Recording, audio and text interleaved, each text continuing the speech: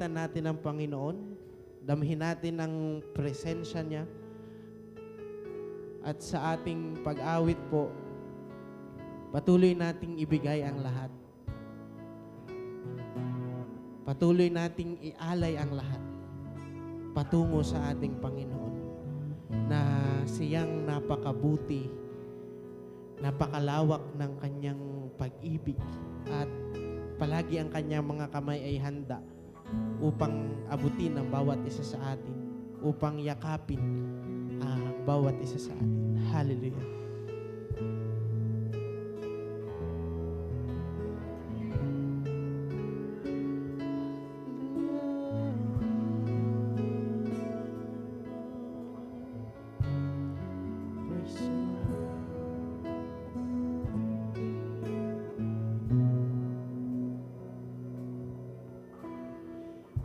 That I am, all that I have, I lay them down before you, oh Lord.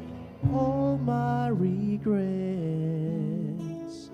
all my acclaim, the joy and the pain, I'm making them yours. All that I am, all that I am, all that I have, I lay them down before you, oh Lord. All my regrets and all my acclaim, the joy and the pain, I'm making them yours. Lord, I offer my life to you, everything I've been through. Use it for your glory, Lord. I offer my days to you, lifting my praise to you as a pleasing sacrifice.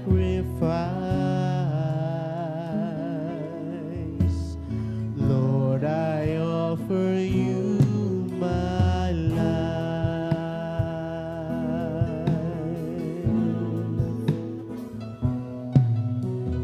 Things in the past, things yet unseen, wishes and dreams that are yet to come true. All of my hopes, all of my plans, my heart and my hand, I lifted to you, Lord. Lord, I offer my life to you, everything I've been through. Use it for your glory, Lord. I offer my days to you, lifting my praise to you as a pleasing sacrifice. Lord, I offer you, Lord, I offer my life to you, everything I've been through. Use it for your glory, Lord. I offer my days to you, lifting my praise to you as a pleasing sacrifice. Lord, I offer you my Lord. To you everything I've been through.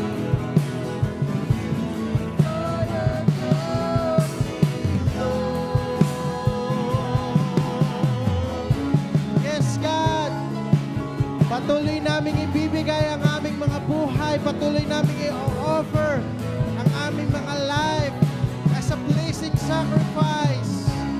Lord, accept us. We offer you our life. Hallelujah. Lord, I offer you my life.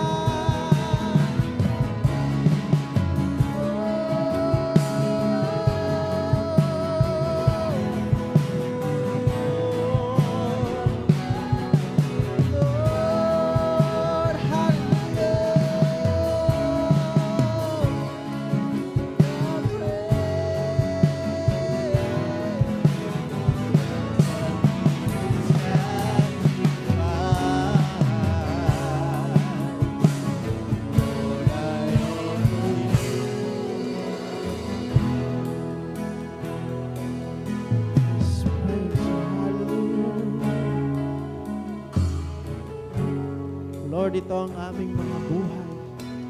Ito ang aming mga sarili. Binibigay namin ito sa inyo, Panginoon. Sinasurrender namin, Panginoon, ang aming mga buhay sa inyo. Binibigay namin, Panginoon, sa inyo ang aming pagtitiwala.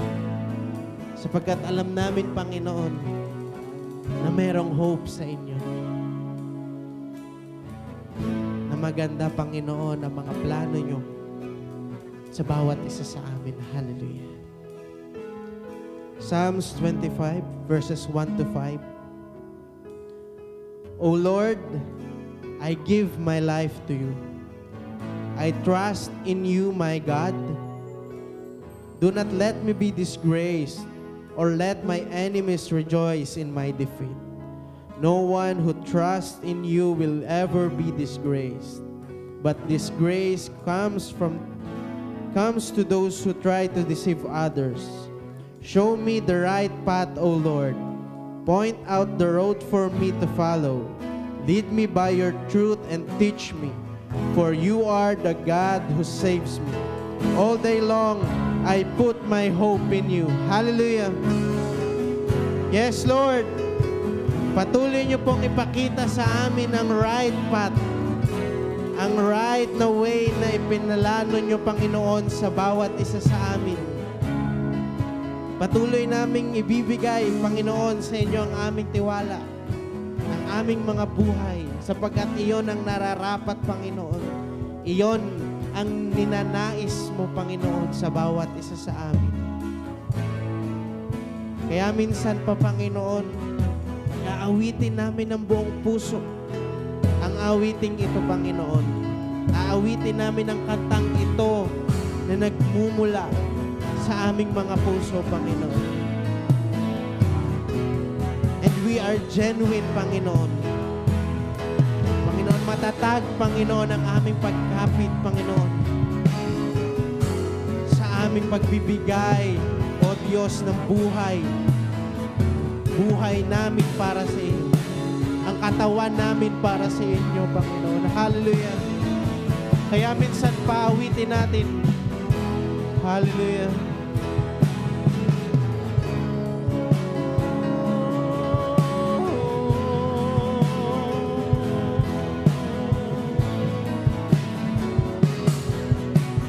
Lord, I offer my life to you. Everything I've been through, use it for your glory.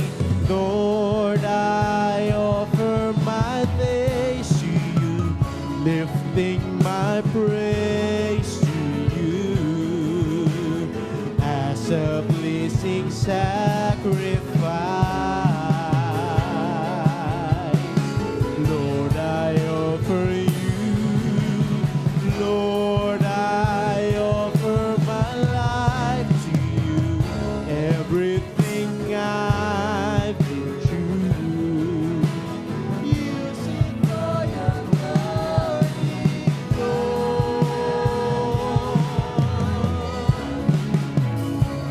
Lifting my praise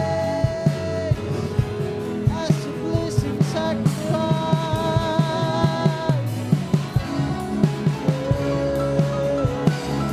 Lord, I offer you my life.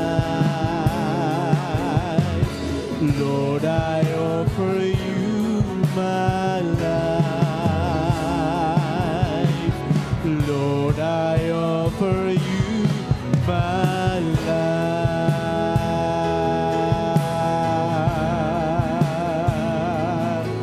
Yes, Lord,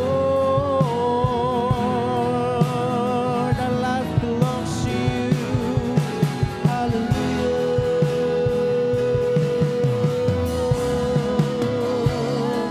Oh, we offer you our life, Lord. Yes, God. Panginoon, ito po ang aming mga buhay. Ito po ang aming katawan, Panginoon. Patuloy naming ibinibigay sa inyo at hindi kami magsasawa, Panginoon, na magbigay ng papuri, na ibigay, Panginoon, ang lahat-lahat sa inyo, na ibigay, Panginoon, ang nararapat para sa aming Diyos, Panginoon. Maraming salamat, Panginoon. We give you our life. We give you our body in the name of Jesus. Ang lahat ay magsabi ng Amen. Amen. Hallelujah. Praise God. Muli po, magandang umaga sa bawat isa. Ngayon po ay ang oras para po tayo ay makipagkamayan, makipagkamustahan sa ating mga kapatid. Dahil alam ko po na na-miss natin ang bawat isa. Ipakita po natin ang ating mga ngiti sa bawat isa.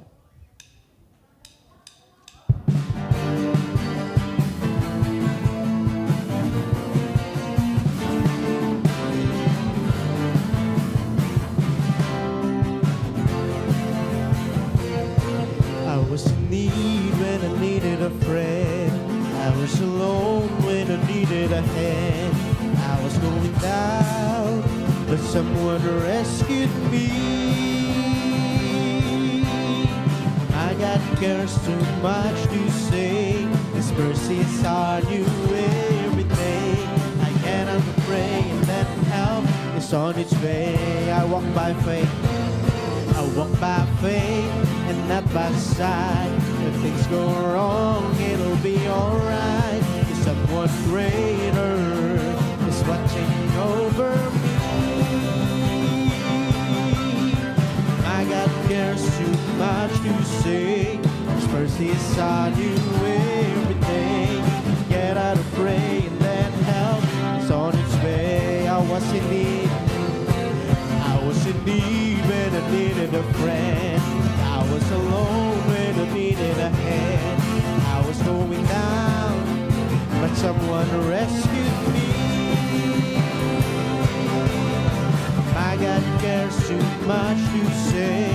His mercies are new every day. Get out of pray and then help is on its way. Now in faith I believe I've got everything I need. I walk by faith and not by what I see. I've got friends in high places.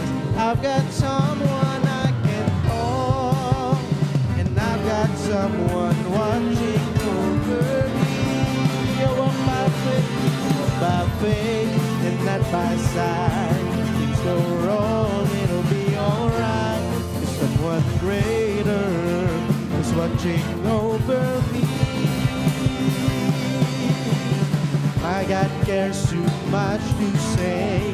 His mercies are new every day. I get out and pray and then help is on its way. I walk by faith. I walk by faith and not by sight. If things go wrong, it'll be alright. There's someone greater is watching over me. My God cares too much to say. His mercies are new every day. I get out to pray and then help is on its way. I get out to pray and then help is on its way. I get down and pray and help it's on its way.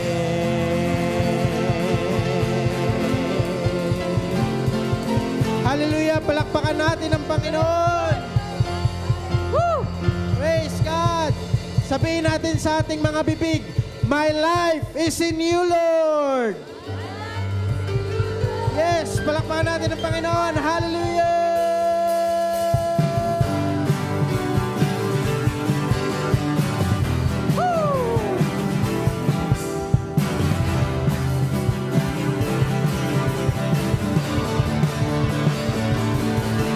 My life is in you, Lord. My strength is in you, Lord. My hope is in you, Lord. In you, it's in you. My life is in you, Lord. My strength is in you, Lord. My hope is in you, Lord. In you, it's in you. My life, my strength is in you, Lord. My hope is in you, Lord. In you, it's in you. Minsan pa my life is in you, Lord. My strength is in you, Lord. My hope is in you, Lord. In you, it's in you. I will praise you with all of my life. I will praise you with all of my strength, with all of my life, with all of my strength, all of my hope is in you. Let's sing my life. My life is in you, Lord. My strength is in you, Lord. My hope is in you, Lord. In you, it's in you. My life is in you, Lord. My strength is in you, Lord. My hope is in you, Lord. I will praise you with all of my life. I will praise you with all of my strength, with all of my life, with all of my strength, all of my hope is in you. My life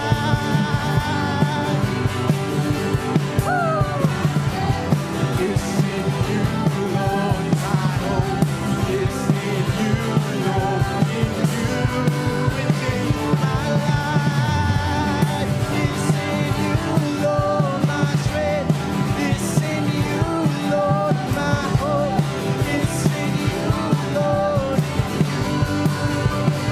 I will praise you.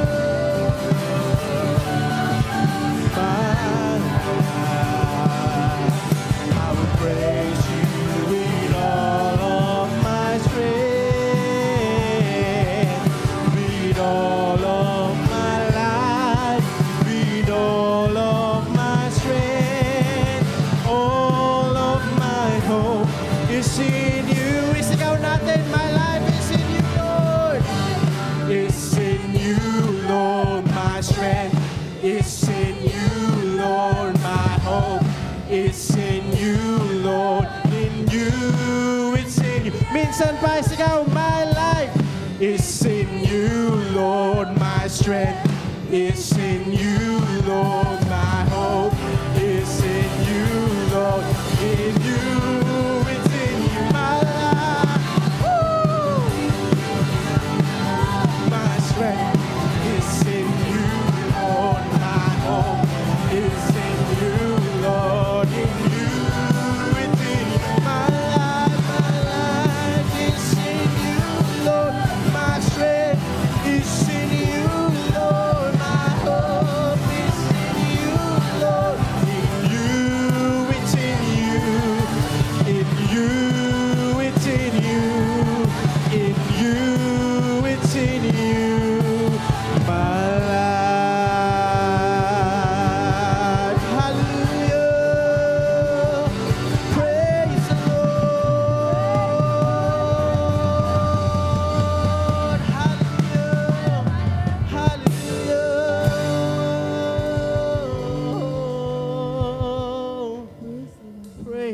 hallelujah. Purihin ka, Panginoon. Nararapat sa inyo, Panginoon, ang pinakamatataas na papuri, Panginoon. Hallelujah, hallelujah. Ikaw, Panginoon, ang mapapurihan sa aming mga buhay, Panginoon. Ang patuloy, Panginoon, na mataas sa aming mga buhay, O God. Hallelujah. Ikaw ang creator ng lahat, Panginoon. At sa inyo nagmula ang lahat, Panginoon. Kayo ang may-ari, Panginoon, ng lahat ng bagay. Kaya nararapat lamang, Panginoon, na ipagkatiwala namin sa inyo ang aming mga buhay. Na ibigay namin, Panginoon, sa inyo ang aming mga buhay. Hallelujah. Purihin ka, O Diyos ng mga Diyos. Purihin ka, Panginoon ng mga Panginoon. Hallelujah.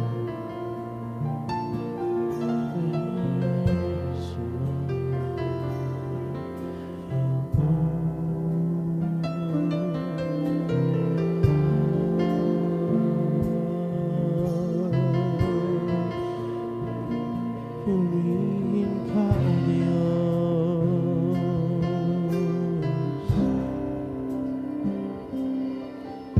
My Father, I adore you more than anything my heart could wish for. I just want you.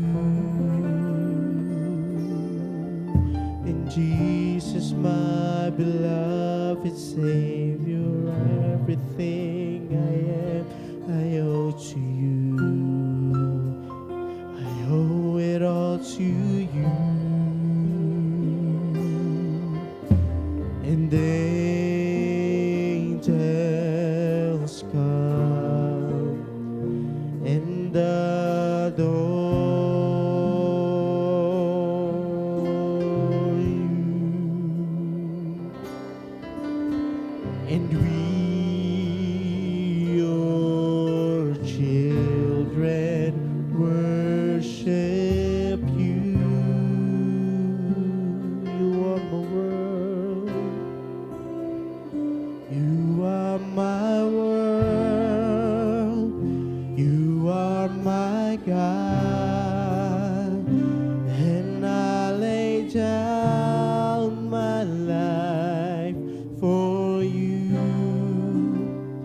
You are my Lord, the one I love. No one could ever take your place.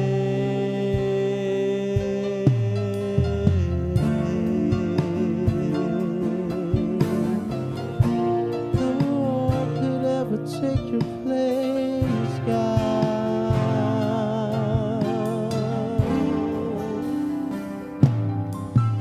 And everything I have, I give to you, my Lord, the one I live for.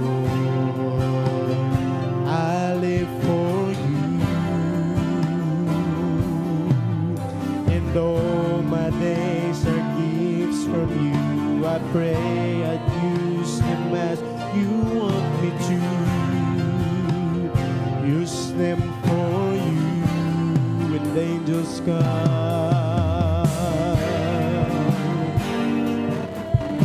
And we adore you, God. And adore you,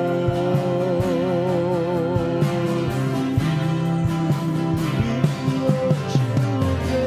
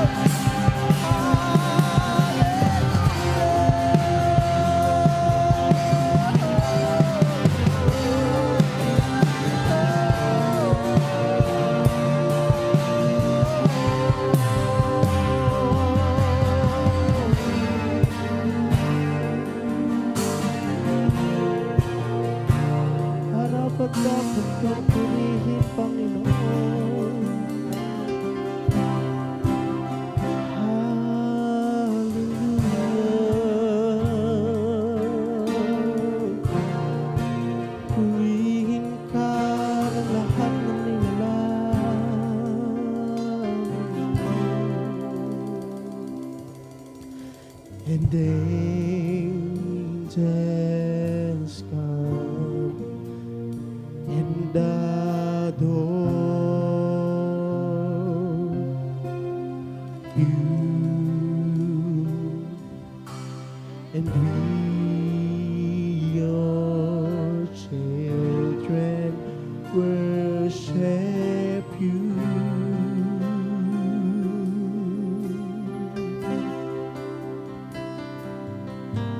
And angels come and adore you,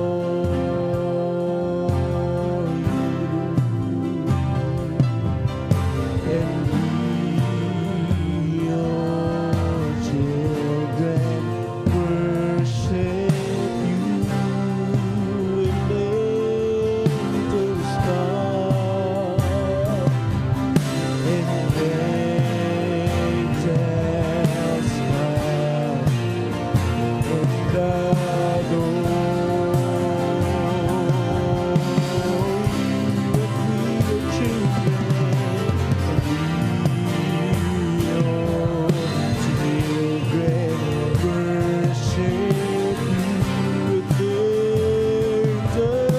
come and angels come and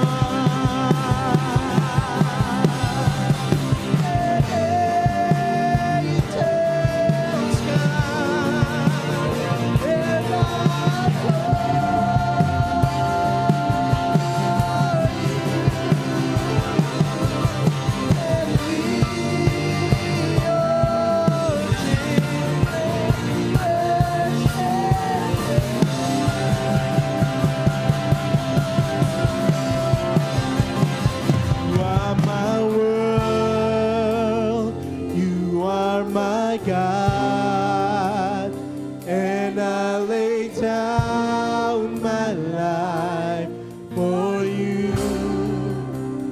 You are my Lord, the one I love. No one could ever take your place. You are my world.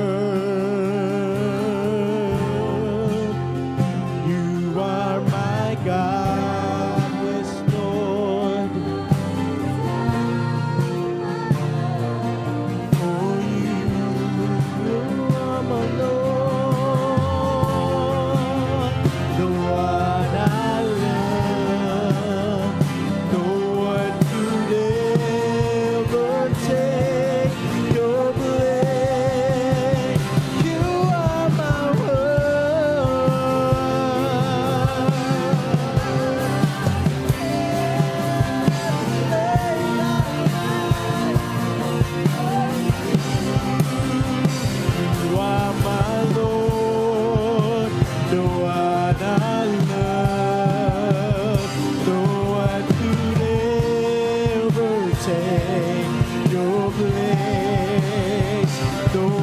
could ever take your place. Sing, no one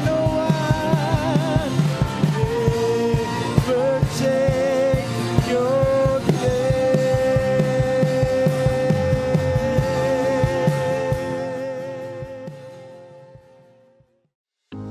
This is Christ Charismatic Fellowship International Incorporated, Sunday Service Online. Here, we get to worship God and listen to His Word together online. And though separated physically, we are still one as church.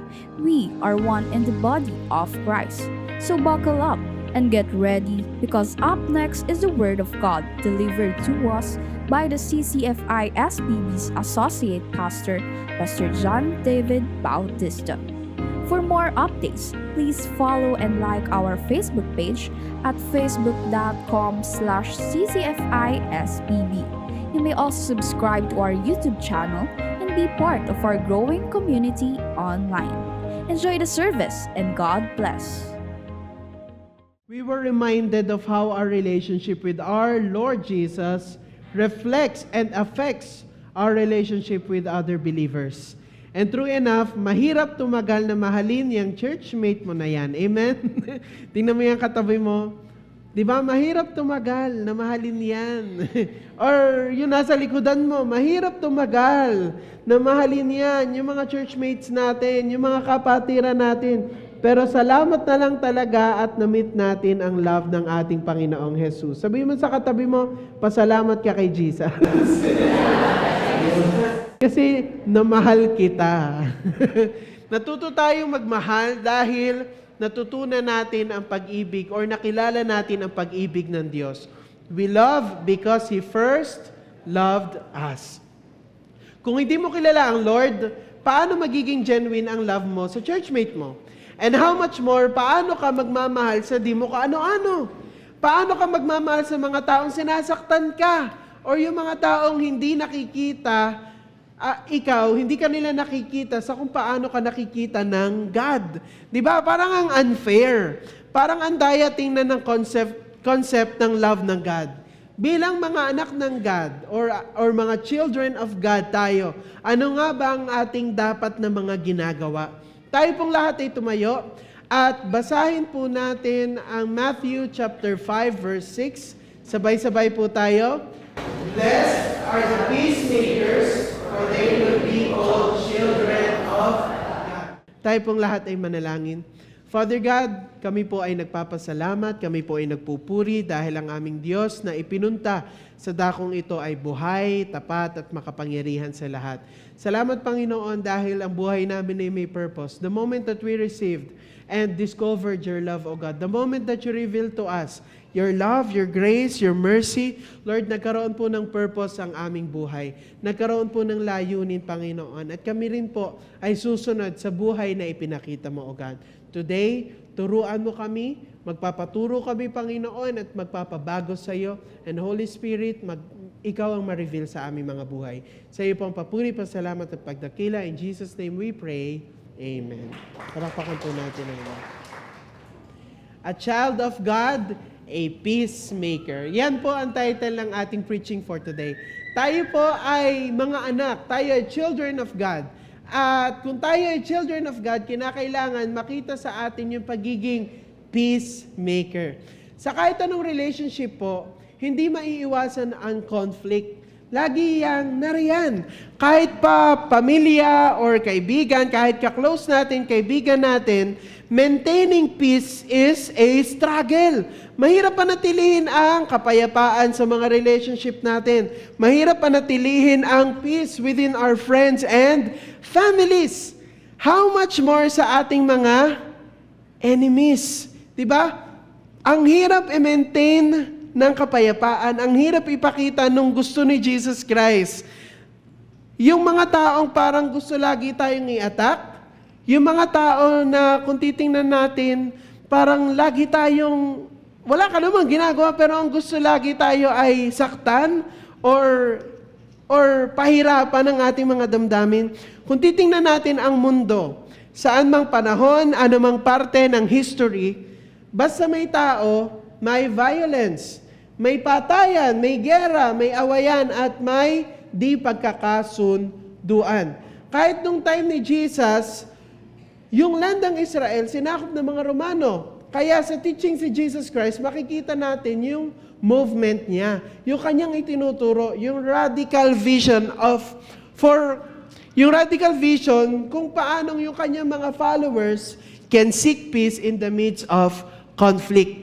At pag sumakita na maayos at ma-repair ang kahit anong mga relationship na kahit imposible na itong maayos, kinakailangan tayo ay pagsumakitan or mag-effort. Gawin natin yung best natin para maayos ang mga relationships. Bilang mga followers ni Jesus Christ, hindi pwede na sasabihin natin, followers tayo ni Jesus Christ and we love God, pero wala tayong pakialam kapag meron tayong nakakagalit. Wala tayong pakialam kapag may galit sa atin or may masama ang loob sa atin. Kinakailangan, affected tayo. Whenever we are in conflict with other people, other believers, or kahit hindi man yan believers, kinakailangan apektado ka. Minsan kasi sinasabi natin, ala, bahala sila, basta okay ako. Hindi ganun. Kinakailangan, as follower of Jesus Christ, aware tayo sa kung anong nararamdaman ng mga tao sa paligid natin when we speak. Paano natin naiiparamdam ang love ng God at anong nakikita nila sa atin. So si Jesus bilang isang Israelita, isang Hudyo, naniniwala siya sa kung anong tinuturo ng Book of Law, ng Old Testament. Itong ibinigay sa mga ancient Israelites, yung Torah, ang tawag, yung Book of Law, patungkol sa relationships. At kung paano dapat natin i-handle ang ating mga pakikipag-ugnayan sa ibang tao. Kaya naman mapapansin natin si Jesus, mahilig mag-quote from the Old Testament. Kumukuha siya ng mga statements from the Book of Law, meaning Genesis, Exodus, Leviticus, Numbers, and Deuteronomy. Kumukuha siya, or kahit sa mga prophecy, Book of Prophets, sa mga Proverbs, mahilig si Jesus mag-quote. Kasi nga, ang mga Israelita, naniniwala sila talaga sa Book of Law. At tama naman kasi yun ay from God. Ina-explain ni Jesus ang wisdom na nakapailalim sa bawat statements na mga nakasulat from the Old Testament. Kaya if babasahin natin ng tuloy-tuloy ang Matthew chapter 5, binalikan ni Jesus Christ yung mga batas ng Old Testament.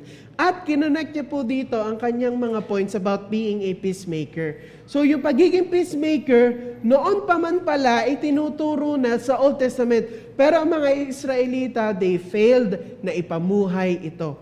Ano nga ba ang isang peacemaker? Tanungin mo nga ang katabi mo, are you a peacemaker?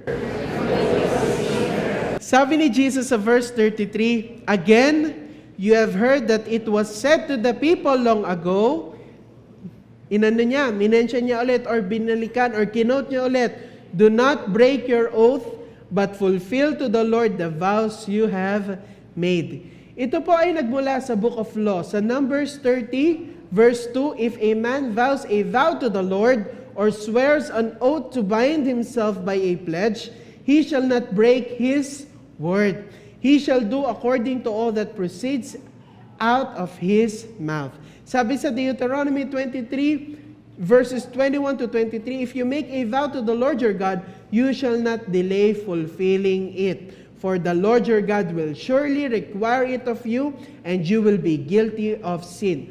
Pag hindi ka sumunod sa iyong vow, ikaw ay nagkakasala. Pag nangako ka at hindi mo tinupad, ikaw ay makasalanan. Parte po ang oath or ang pagpangangako sa batas ng Israelita. Sobrang big deal sa kanila. So sa time nila noon, during Jesus' time, pag sinabing oath, it was a type of promise that you swear by God. Nagagawin mo anuman ang sinabi mo. Kahit walang permahan, kahit walang kontrata, walang documents, kahit hindi kayo humarap sa mga judge, kahit di kayo humarap sa barangay, pag nagpermahan or pagka nag-swear na by God's name, pinangahawakan talaga nila yun. Kasi big deal sa kanila. Pagka hindi mo yun tinupad, ay lagot ka sa God. Ganon ang kanilang talagang paniniwala kay God na talagang pag di ka sumunod, lagot ka sa God. Kunwari, may mangungutang ka, pwede kang sabihin mo na lang sa harapan ng God or sa harapan ng inuutangan mo at sa harapan ng God, I swear to God na magbabayad ako sa ganitong araw, ganitong oras. At yun na yung pinaka-contract. Okay na yun. Sa Israel, pag nangako sa harapan ng Diyos, magtitiwala ka talaga kasi sa covenant law ng Israel, sa batas nila, required ka ng God to keep your oaths. Noon pa man, ginagamit na ng mga tao ang oaths to avoid disputes. Para maiwasan ang kaguluhan or away or ang bangayan, nangangako sila sa isa't isa before God. Pero during their time, may mga nag-o-oath in the name of God para makapangloko lang. para makapangdaya lang ng ibang tao na dadalhin pa sa templo, dadalhin sa church. I will swear by God's temple na magbabayad ako. Or yung nangangako sila. So dadalhin nga sa law, sa templo, at dahil nga law na dapat yung deal ay sundin, pero hindi naman talaga sagad na ngako dahil na porket nasa templo akala nila sagad na nangako. Nag-promise lang sa temple, so sa kanila madaling takasan ang oath nila. Dinaya lang talaga nila, kumbaga para mapa-oo lang, or para mapaniwala lang, or para mapagaan lang ang kalooban ng kanilang kapwa. Kaya sabi ni Jesus sa verse 34 to 37, "But I tell you, do not swear an oath at all, either by heaven, for it is God's throne, or by the earth, for it is His footstool, or by Jerusalem, for it is the city of the great King. And do not swear by your head, for you cannot make even one hair white or black. All you need to say is simply yes or no. Anything beyond this comes from the evil one." Sabi ni Jesus, wag na mag-promise-promise, wag na mag-oath-oath, wag na yung mga ganyan-ganyan. Kasi kahit saan pa yan, kita ng Diyos ang laman ng puso mo. Alam ng Lord, anything that you declare or say is an oath to God. Alam niya ang lahat. So hindi sinasuggest si Jesus na lagi na lang tayong panghahawakan natin ang word ng ibang tao. Pero ang panghahawakan natin ay ang word ng God. Kung ikaw ay child of God, peacemaker ka sa pamamagitan ng pagtupad sa mga pangako mo. Sa pagsunod sa mga kasunduan. Hindi lang ito sa utang, mga kapatid. Sa lahat ng aspeto, kinakailangan ang tunay na anak ng Diyos tapat sa kanyang salita at hindi nagkokos ng problema dahil sa kanyang mga maling pangako at maling mga pananalita. Sabihin mo nga, tanungin mo nga yung katabi mo, peacemaker ka ba? Kinakailangan tinutupad natin ang ating mga gawa. Tayo ay nakikita sa atin yung pagiging committed. A peacemaker starts with a radical commitment to honesty and integrity. Kung ikaw ay isang peacemaker, if you really are a child of God, kinakailangan committed ka to honesty and integrity, na lahat ng sasabihin mo, full of integrity, puno ng katotohanan. Ito yung itinuturo ni Jesus Christ. Sa business, sa work, sa school, kailangan maging tapat tayo kung anak talaga tayo ng Diyos. Hindi yung nagbibusiness ka para lang dumami ang benta, sasabihin mo, ito ay nakakagaling. Di ba? Sabihin mo, bumili ka na ng bigas at magiging magaling ka sa iyong karamdaman. Di ka? Or may mga nakikita akong video ngayon na sabi, kumain na kayo dito sa aming restaurant. Nakakawala ng sakit ng likod. Tapos ang gagawin, hampasin ng likod. Ayan, masakit ng likod mo, di ba? Kumain ka na. Kinakailangan, kung tayo ay mga business persons, ano man businessman yan, nagtitinda tayo, nagmamarket tayo, face-to-face man yan or online, kinakailangan tayo ay may dignidad. Ang dami nga yung mga nag-o-open ng mga work. Pero sasabihin sa iyo, mangi-scam. Hindi pwede yan. Ang dami po ngayong work na gano'n na parang, akala mo call center ka, pero yun pala, nang dadaya kayo ng mga tao. So hindi mo i-aalaw na makasama ka sa ganong mga bagay kung ikaw ay tunay na isang peacemaker or child of God. Proverbs 19:1, "Better is a poor person who walks in his integrity than one who is crooked in speech and is a fool." Proverbs 26:28, "A lying tongue hates its victims, and a flattering mouth works ruin." Once na ang lumabas sa bibig natin ay kasinungalingan at kayabangan lang, i-expect mo na ang conflict ay lalabas at lalabas. Kapag ang sinabi mo ay kasinungalingan at puro kayabangan lang, i-expect mo na hindi magiging maganda ang outcome yan. Kaya bilang mga anak ng Diyos na tunay na peacemaker, kailangan may honesty and integrity. Sabihin mo nga sa katabi mo, honesty and integrity.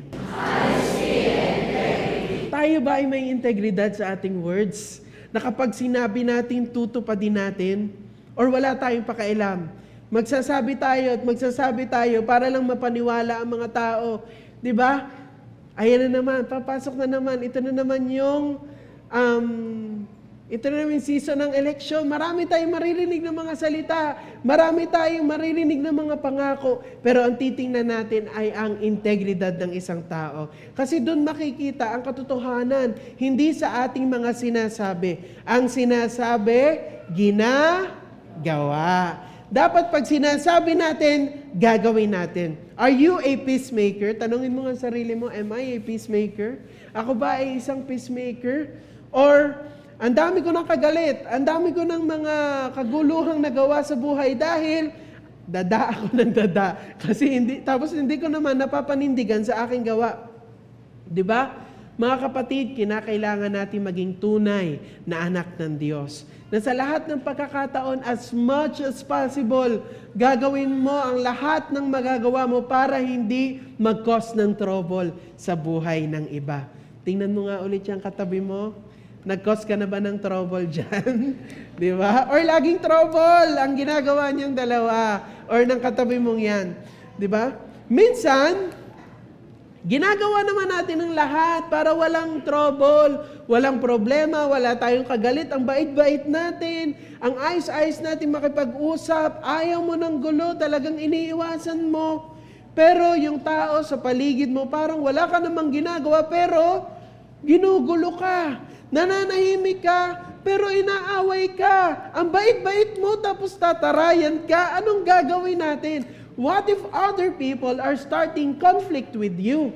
Paano ka magre-respond? Wala ka namang ginagawa, pero parang yung trigger mo, laging dinudot-dot. Lagi kang inaasar, pigil na pigil ka. Kristiyano ka, pero mayat maya, sinusubukan ka. Paano tayo magre-respond? Dito sa ating chapter na binabasa, nag-quote ulit si Jesus Christ. Doon sa Old Testament, nag-ano ulit siya? From the law, kumuha ulit siya ng quote. Ang sabi po ni Jesus Christ sa Matthew 5:38, "You have heard that it was said, eye for eye and tooth for tooth."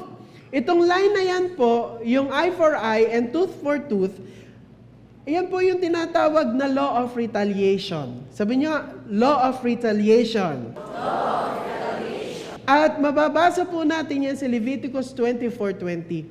Fracture for fracture, dyan po yan kinote ni Jesus. Eye for eye, tooth for tooth. Whatever injury is given a person shall be given to him. Na pag sinaktan mo ako, pwede kitang saktan, pabalik. Kung anong kasalanan mo, yun ang kaparusahan sa iyo. Ang mga Israelita, tiningnan nila itong law of retaliation as a license to revenge. Na parang doon sila nag-focus sa part na gumante. At kahit tayo, di ba, aminado tayo, hindi tayo pumapayag ng hindi tayo nakakaganti pag nasaktan tayo. Tama? Kahit ang bata, hindi mo yan turuan gumante, masaktan yan, gumagante. Kasi it's part of our maduming nature. Yung sinful nature natin na gusto natin lagi gumante. Part siya ng pagiging in the flesh na may urge tayo na makaganti lagi. Na pag sinaktan tayo, ginawan tayo ng masama, babawi ako sa iyo. At kapag tayo nakabawi, doon tayo palang nagkakaroon ng kapayapaan. Doon tayo nagkakaroon ng peace na kapag nakaganti na tayo, saka tayo, ay, nakahinga na. Opa, very good talaga tayo mga Christians. Di ba? Yung parang, ay, salamat naman at si kapatid ay nagantihan ko na. Di ba? Minsan yung taong yun, salamat naman, Lord. Parang tuwan-tuwa ka, Lord, thank you. Ang galing mo talaga. Nakaganti na ako. Di ba? Gagawin natin kahit palihim, pasikreto, or yung pinaka-discreet way na makakaganti tayo, gaganti talaga tayo. Kasi, may ego tayo, nasasaktan tayo. Pero sa totoo lang, ang law po of retaliation, yung law po na yon, ay designed to limit the amount of retribution you can demand. Kasi ang natural na gusto ng tao, sasabihin lang natin na para fair, or para patas, Gaganti tayo, pero sa totoo lang, ang gusto natin, mas masakit ang ibabalik natin. Mas masasaktan to, mas mapapahiya to. Kunwari, isang ngipin lang naman ang naalis, gusto natin pag gumanti tayo, mas masakit, 2 ngipin. Or kung maaari, bungal. Bungal agad, di ba? Pag gumanti tayo, hindi isang ngipin lang. Kinuha mo ko isang ngipin, bubungalin kita. Di ba? Ganon. Yun ang gusto ng mga Israelita noon. Or tayo din mismo, guilty tayo. Pag nasaktan tayo, konti lang naman ang ginawa natin, nag-overreact tayo, grabe ka na. Di ba? Gagano tayo. At pag bumalik tayo, gusto natin mas mabigat ang balik. Dinesign po ang law na yon para maayos ang pagdidemand ng mga nasaktan at hindi sila sumobra. It should be equal to the amount of harm done and not more. Para actually na matapos yung conflict. Kasi ang nangyayari, kaya hindi natatapos ang conflict, ang gusto natin, dadagdag. Kaya hindi nauubos. Laging may conflict, laging may bangayan. Ang gusto natin, ubusang lahi. Tingnan natin ang wars na nangyayari ngayon sa iba't ibang part ng ating planeta. Aatake ang isa, babalik ang isa na mas malala. Tapos, yung mga karatig bansa na mga kakampi nito, magagalit din, gaganti ng mas malala. Kailan mauubos ang conflict? Kailan mauubos ang war kung laging ganito ang mindset ng mga tao? Ganito tayo kasi. Aminin natin. Sabihin mo nga, aminin. Pag sinaktan tayo, gusto natin mas masakit ang balik. Di ba? Yung mga taong iniwan, yung mga taong sinaktan, yung mga taong hindi pinahalagahan, gusto mo makakaganti din ako at mas malala, mas masakit, ipaparamdam ko sa'yo. Or sometimes, akala mo same lang, pero you're overreacting kasi nasaktan ang ego mo. Ang law po na ito ay actually nagpapanatili ng peace. Dapat yung law na yon magpapanatili ng peace by restraining our urge to hurt back those who hurt us. Pero nag-focus ang mga Israelita na yan, pwede na akong gumanti, pwede na kitang balikan kasi pwede yun sa batas. Pwede akong gumanti at pwede kitang isahan din kasi sinaktan mo ko. Doon nakafocus ang mga Israelita. Doon sa part ng yon, ng law na yon, yun ang focus nila, makaganti. Kaya naman si Jesus, itong katuroang ito, or yung principle of this law, He took it to the next level at sinabi na huwag kayong gumanti sa evil person. Don't retaliate at all because a child of God values peace more than getting even. That's the second point. A child of God values peace more than getting even. Minsan wala na tayong pakialam sa peace, basta makaganti lang tayo. Minsan akala natin ang pinaglalaban natin ay just to be fair, just to be, parang iniisipan natin, sinasabi natin, just ang God, kinakailangan may justice. Pero ano ba ang vinavalue mo? Is it peace or gusto mo lang makaganti? Gusto mo lang i-feed ang ego mo? Bilang mga anak ng Diyos, kinakailangan mas i-prioritize natin ang peace at hindi ang makaganti lamang. Ang hirap, no? Ang daming nananakit sa atin, ang daming humahamak sa atin, ang daming mga tao na palagi tayong dinadown, pero lagi nasa isip natin, tingnan nyo, pag tumaas-taas ang sahod ko. Di ba? Tingnan nyo, pag nagka-posisyon talaga ako sa lipunang ito, lagot kayo. Di ba? Parang gusto natin laging makaisa. So sabi ni Jesus, pag may nanakit sa'yo, hayaan mo lang. Yun ba ang sabi ni Jesus, guys? Pag may gumagawa sa'yo ng masama, sige, hayaan mo lang. Yun ba ang tinuturo ni Jesus Christ? Hindi po yun ang sinasabi ni Jesus. Rather, meron po siyang itinuro na bold and creative response to evil. Paano tayo magre-respond sa evil? Paano dapat sila, yung mga Christian or yung mga followers ni Jesus Christ noon, paano sila magre-respond dun sa violent na mga tao in a non-violent way? Diba? Paano tayo gaganti sa mga to? Gusto natin makaganti. Part ng law ng mga Israelita na makaganti, tapos yung mga Romano, ganito tayo ituring. Kinakailangan may gagawin tayo. Kaya si Jesus Christ may sinasabi sa kanila, ito ang gawin natin. Pwede tayong gumawa ng mga bagay na non-violent na mag-o-open ang door for peace. at hindi more conflict. Na kaysa maging loop na paulit-ulit, away at conflict, magiging daan yung ginagawa natin para magkaroon ng kapayapaan. Nagbigay si Jesus ng 3 example. Sabi po sa verse 39, "But I tell you, do not resist an evil person. If anyone slaps you on the right cheek, turn to them the other cheek also." Ito yung gagawin natin. Sinampal ka na nga, ibibigay mo pa yung kabila. Parang, Jesus, ang ganda naman ng suggestion mo. Di ba? Parang, Jesus, parang hirap naman. Di ba? Ang hirap tanggapin nun during our time, pag binabasa natin.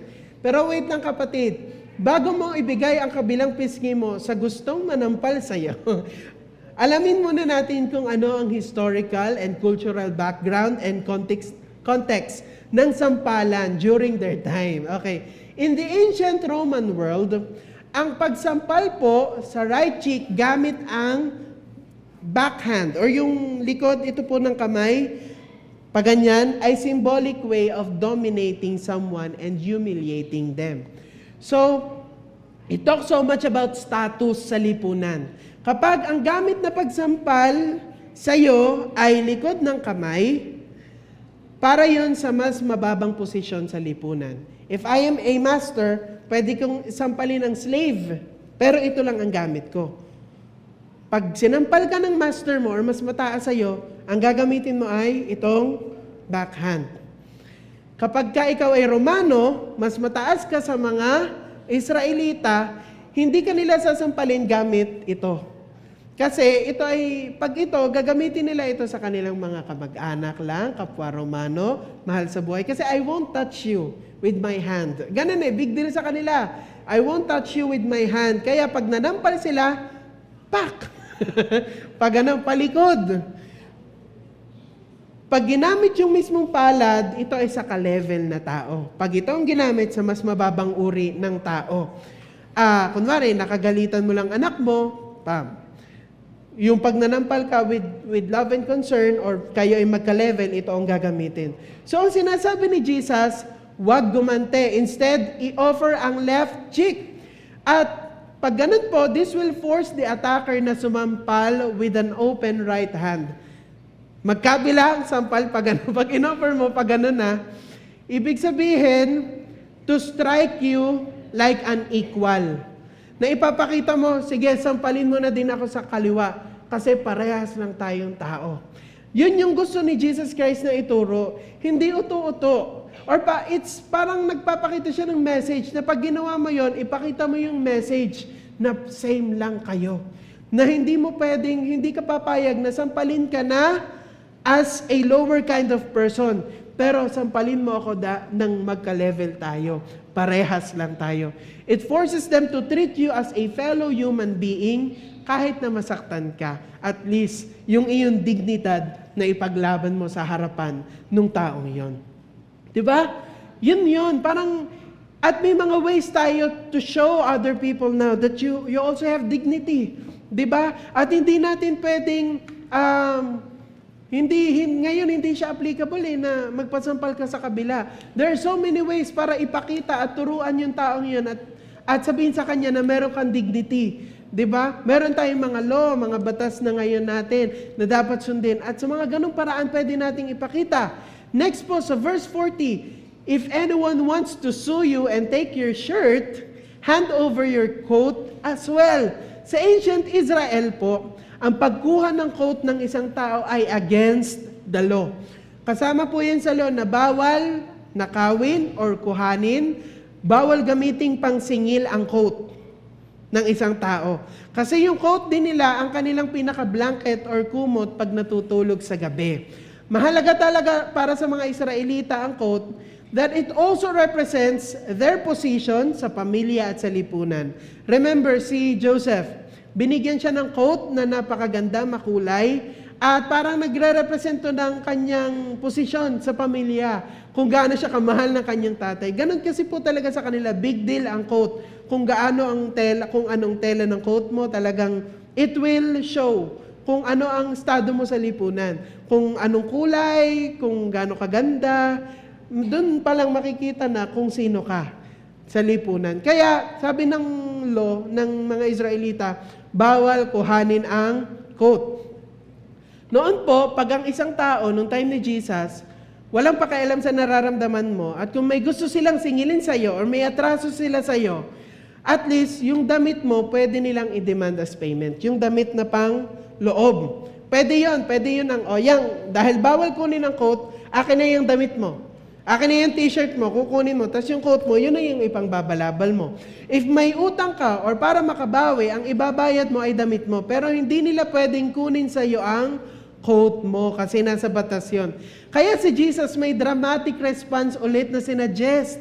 Ang sabi niya, give them your shirt and give them your coat as well.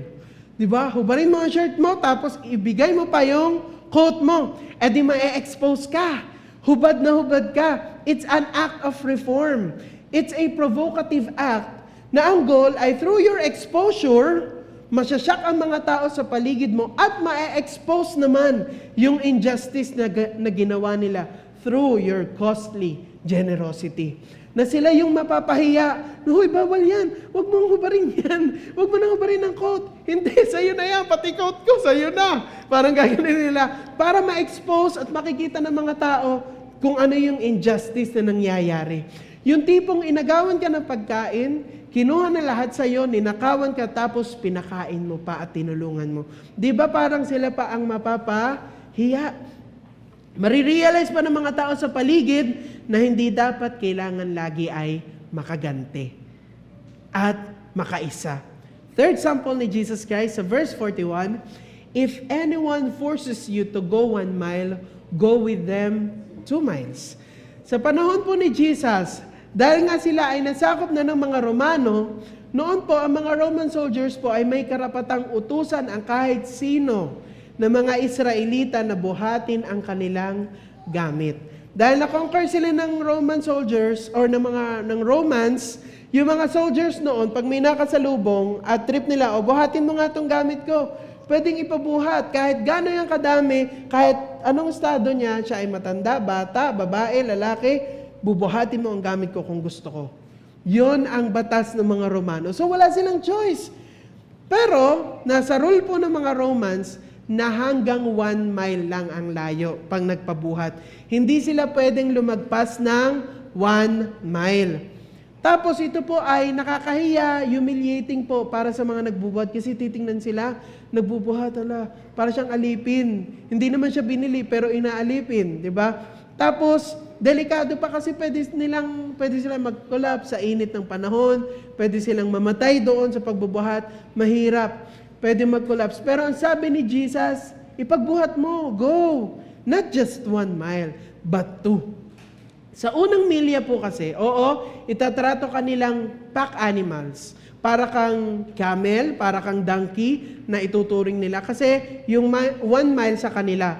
Pero maipapakita mo or mai-assert mo ang humility as you treat him or yung soldier like a friend sa pangalawang mile. Parang ginawa mo na yon hindi dahil pinagbuhat mo sila ng 2 milya, hindi dahil rules lang siya ng Roman. But you are showing to them that you can be friends with your enemy. Na kahit magkaiba tayo, pwede kitang tulungan. Kaya kitang maging kaibigan at posible yun. Yun ang gustong ituro ni Jesus Christ. Kasi for Jesus, peace is not always about getting even. Hindi kinakailangan laging patas. Para kay Jesus, ang peace ay hindi laging makaganti lang. Jesus is saying that bold generosity can actually change other people's mindset. Yung pag tayo ay naging generous, kapag tayo ay mas naging mapagbigay, naging mas maintindihin, it can actually change yung person's mindset, yung mga taong nananakit sa iyo, yung mga taong hinahama ka, yung mga taong kinukulit ka lagi at laging inaatake ka at yung trigger mo laging dinudot-dot. Maging mabait ka. Be generous to them. Be forgiving, be loving, at makikita mo, ma-experience nila ang grace ng God through you. Yung mga tao na feeling nila, lagi nilang need i-assert yung power nila sa'yo, or sa ibang tao na ako ang nagro-rule, ako ang powerful, ako ang bossing, ako ang dapat masunod, di ba? Yung kung makaasta ganun, gawan mo ng mabuti and show them that you can be their friend. Showing them that enemies can actually be friends with you. Makikita nila at ma-experience nila ang tunay na power in humility. For Jesus, humility is power. Para kay Jesus Christ, ang pagpapakumbaba ay mas makapangyarihan kaysa sa pagpapakita ng kung gaano ka kagaling at kung gaano ka katalino. For Jesus Christ, ganun niya pinakita through humility ang tunay na power ng love. Kung paano tayo kayang baguhin at bigyan ng pag-asa at panibagong buhay ng pag-ibig. Peace is loving your neighbors. Dadalhin tayo nito sa ating third point, na ang kapayapaan or ang peace is loving your neighbors, including your enemies. Kinakailangan, kung tunay na ikaw ay peacemaker, kaya mong mahalin kahit ang iyong kaaway. Jesus again quoted, sabi ni Jesus of verse 43, "You have heard that it was said, love your neighbor and hate your enemies." Yun yung sinabi ni Jesus Christ. Love your neighbor and hate your enemies. Pero may kinote lang si Jesus Christ dyan.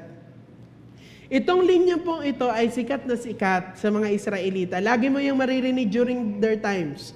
Laging, love your neighbor and hate your enemies. Yan, reminder ng mga magulang yan sa kanilang mga anak. Kasi nga, dahil triggered sila sa mga Romano, nasasaktan sila sa nangyayari. Okay, ang tutulungan mo lang, kapwa mo Israelita. Yung mga hindi mo kapwa Israelita, kaaway natin yan. Yung lagi, love your neighbor and hate your enemies. Love your neighbor, hate your enemies. Lagi yan. Yan ay parang pangaral and reminder sa kanila na dahil nasasaktan sila sa nangyayari sa kanilang bayan, love your neighbor, hate your enemy. Love your neighbor, hate your enemy. Yung lagi yung sinasabi nila. Pero ito po ay kinote ni Jesus from Leviticus 19, verse 18. "You shall not take vengeance or bear a grudge against the son of your own people, but you shall love your neighbor as yourself. I am the Lord." Sa Torah po ba ang nakasulat ay love your neighbor and you can hate your enemies? Ano pong nakasulat din sa binasa natin? Meron po ba dyan na nakasulat, hate your enemy? Wala. Yung line po na hate your enemy kasi ay idinagdag na lamang ng mga Israelita. Naging part na lang ng kanilang kultura. Naging part na lang ng kanilang history na laging sinasabi, love your neighbor, hate your enemy. Sikat na sikat po talaga yung linyang yon. Nag-conclude na lang sila na hating your enemies, equivalent yon sa loving your neighbors. Dahil sabi sa Bible, love your neighbors, ang neighbor ko lang ay itong kapwa ko Israelita. Therefore, may ganun sila, therefore, hate your enemy. Sige, kinakailangan galit tayo sa ating mga enemies. Pero itinama ito ni Jesus Christ nung sinabi niya sa verse 44, "But I tell you, love your enemies and pray for those who persecute you." Ikaw kapatid, nagawa mo na ba ito? Madali ba itong gawin? Parang ang hirap. Maaaring may mga taong hindi mo kasundo ngayon. May mga taong talagang sinasaktan ka lang lagi. Tuwing magkakausap kayo, tuwing magkikita kayo, parang name-personal talaga itong taong to. Parang galit yata to sa akin. Ito pong iniutos sa atin ni Jesus Christ. Pero di ba kung isipin natin ang hirap, okay lang sana na sige, peace na lang Lord. Okay, payag ako sa peace. Yung walang usapan, hindi ko siya papansinin. Sige po, hindi ako gaganti, pero wala, hindi ko siya papansinin. Pero, Lord, sorry, hindi ko po kayang mahalin. Hindi ko talaga kayang mahalin yung taong yan. Hindi ko talaga kayang gawin yung pinagagawa mo. Hindi ko kayang magbigay ng extra mile of love para sa taong yan. Sorry, Lord. Diba? Yun yung ating gustong mangyari. Pero alam mo ba, kapatid, para kay Jesus, true peace is only possible when we treat every human as if they have ultimate value.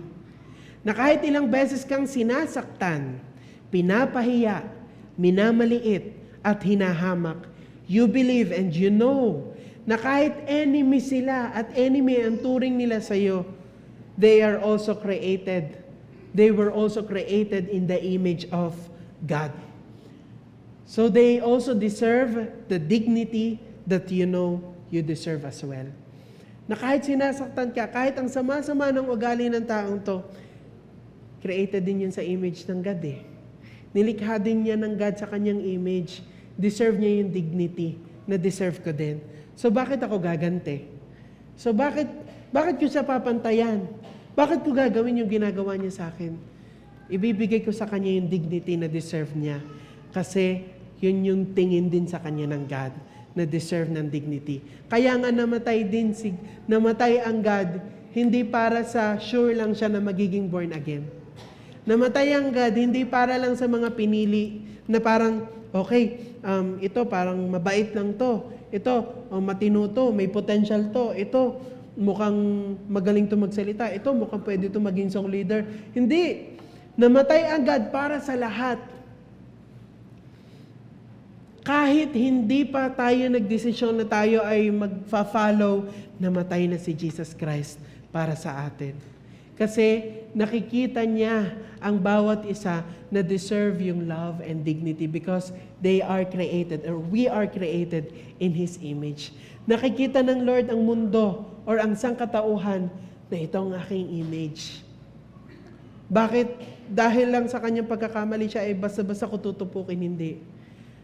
Instead, I will give my grace more and more. And so tayo din, sa mga taong sinasaktan tayo, inaalipos na tayo, hinahamak tayo, at palagi tayong minamaliit, instead na gumante, ang ibibigay natin, pabalik ay ang grace and love ng God. Amen. Amen? Madali? Mahirap. Masakit. Pero ito yung ginawa ni Jesus Christ. At kayang-kaya din nating gawin. Kayang-kaya din nating ibigay. Tayo po ay mga anak ng Diyos. At ang sabi po ulit dun sa verse 9, Blessed are the peacemakers, for they will be called children of God. Gustong-gusto ko po yung kung paano sinuport ni Jesus Christ yung argument niya when He said sa verse 44, But I tell you, love your enemies and pray for those who persecute you. Then yung verse na sundan sa verse 45, that you may be children of your Father in heaven. He causes His sun to rise on the evil and the good, and sends rain on the righteous and the unrighteous. If you love those who love you, what reward will you get? Are not even the tax collectors doing that? And if you greet only your own people, what are you doing more than others? Do not even pagans do that? Be perfect, therefore, as your heavenly Father is perfect. Sinabi ni Jesus Christ, ang araw ay sumisikat para sa lahat. Ang ulan ay bumubuhos para sa lahat. Mabuti man yan or masama, tuloy-tuloy ang araw at ang buwan. Ang pag-ikot ng mundo para sa lahat. Diba? At kung tayo ay tinawag ng God to be holy, sabi sa Old Testament, be holy for I am holy. At dito sinabi ni Jesus, be perfect, therefore, as your heavenly Father is perfect. Parang paano maging perfect? Ang bait mo naman, ang perfect mo naman, ikaw na. Di ba? Parang ganon. Pero, sinasabi sa atin ni Jesus Christ na tayo ay hindi na natin titingnan kung ano yung patas or ano yung equal sa lahat. Hindi eh. Kasi hindi yun ang ginawa ni Jesus Christ. Binigay niya ang love niya sa atin. Kahit hindi pa tayo willing magtaas ng kamay at sabihin, Hallelujah, praise the Lord. Namatay na si Jesus Christ sa krus, kahit hindi ka pa reading lumuhod sa Kanya at sabihin, Lord, I accept you as my personal Lord and Savior. Binigyan ka na niya ng pag-asa kahit hindi mo pa siya nakikilala. The word perfect po na ginamit po dyan sa text ay nangangahulugang complete in all its part, full grown, of full age, especially of the completeness of Christian character. Kompleto ka sa pagiging Kristiyano, buo ka, mature ka bilang Kristiyano. At yung peace, yung shalom po, ang ibig sabihin po nun actually is perfect. Pag nabasa po natin yung peace sa context ng mga Israelita, ang nasa isip nila is perfect. Buo, walang kulang, walang bitak, walang gasgas. Perfect. Buong buo, kompleto. And this is the image of God in us na dapat makita sa atin. Peacemaker ka kung buo ka bilang Kristiyano. Na hindi na yung character mo ay mature ka na. Hindi na ang nagfa-function sa'yo kung paano ka mag-react ay yung iyong traumas from the past.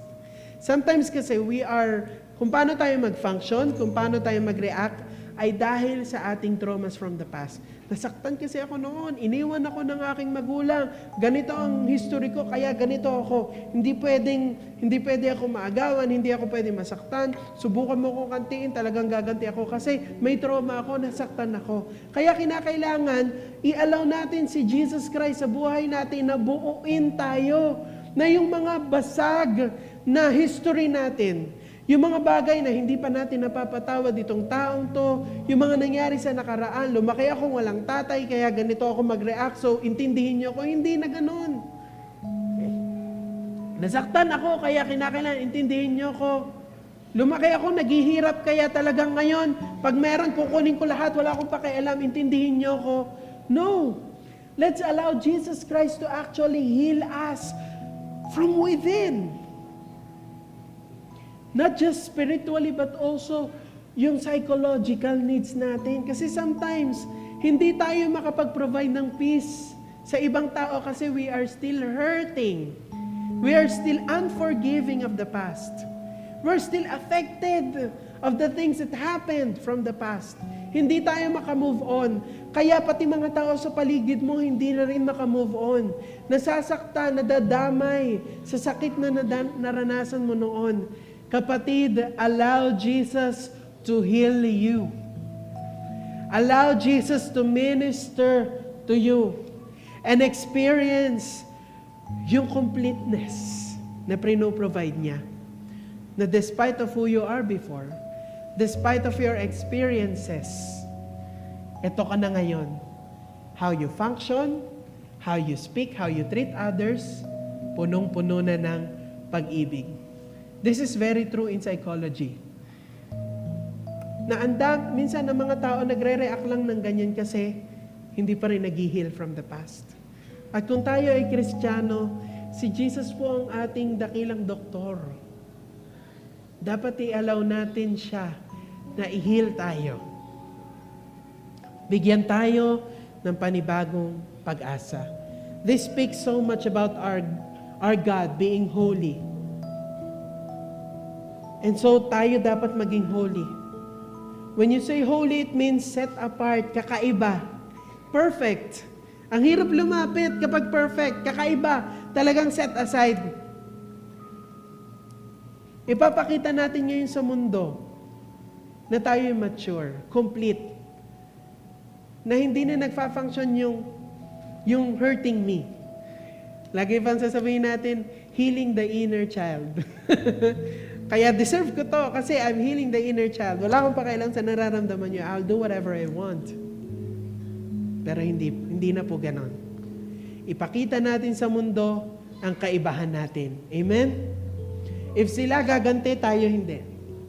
If sila mananakit, mangmamahiya, tayo hindi. Kasi we are set apart. Sabi mo nga sa katabi mo, kakaiba ka. You are holy. Kinakailangan makita ang kaibahan natin sa ginagawa natin, sa relationship natin, at pag naramdaman nila yung kaibahan mo, nakita nila, ito pala yun. Ito pala yung love. Ito pala yung grace. Ito pala yung peace. Ang sarap kayang gumising sa umaga na alam mo na okay ka sa lahat.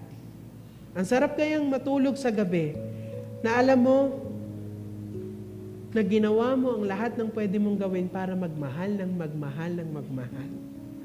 At minsan nakakapagod, minsan it requires us so much. Ang daming nire-require sa atin ng love. Pero gagawin natin, just like Jesus did. If that cost you your life, then so be it. Give it to God. Lay down your life para lang maramdaman ng ibang tao kung ano ang tunay na peace, yung perfect peace, completeness, buhay na buo galing kay God. Hindi mo alam yung mga ginagawa mo pa lang ito ay magiging rason para sila ay magkaroon ng healing from their pain, from their trauma, sa kanilang mga pinagdaanan sa buhay. Baka ikaw pala ang magiging rason para sabihin nilang, okay, pwede palang magpatawad. Okay, kaya palang magmahal. Okay, posible palang intindihin ang mga ganitong tao. Kasi inintindi niya din ako. Tayong lahat ay tumayo. Blessed are the peacemakers, because they shall be called children of God. Ikaw ba ay anak ng Diyos? Ikaw ba, ang tanong, ikaw ba ay peacemaker? Amen. I-embrace natin itong calling ng God sa atin na ito. At ipakita natin kung paano ang tunay na pagmamahal. Tayo po ay manalangin. Father God, we thank you. Salamat, Panginoon, dahil tinawag mo kami, inibig mo kami, Panginoon, namatay ka sa krus para sa amin kahit hindi kami deserving, O God.